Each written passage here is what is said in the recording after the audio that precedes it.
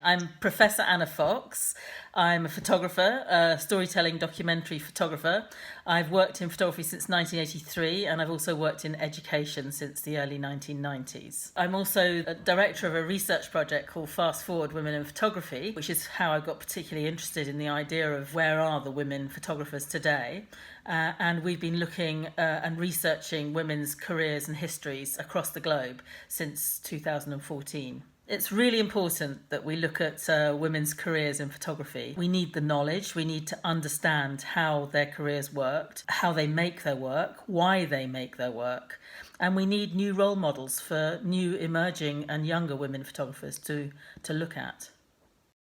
The first time I took notice of the idea of the voice of a woman photographer was in looking at Susan Meiselas' work of Nicaragua.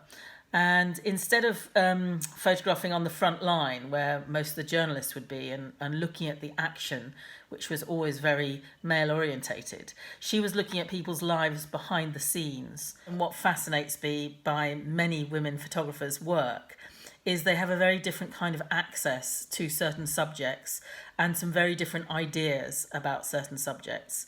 So when you look, for example, at Laia Abril's work on the history of misogyny, she approaches it from a perspective of somebody who really empathizes with the situation of her characters. So Zanele Maholi's work is very dynamic and dramatic, and it's as iconic as some of the photographers like Richard Avedon, for example. But she has this incredible political background to the work that is informing it about race, about gender, about LGBTQ issues. She's allowing a whole community of people to have a voice through her own voice. And through her own self-portraiture as well as her portraits of other people. It's important actually for both men and women to be looking at these photographic stories and images made by women photographers, because there are a whole series of voices that haven't been heard.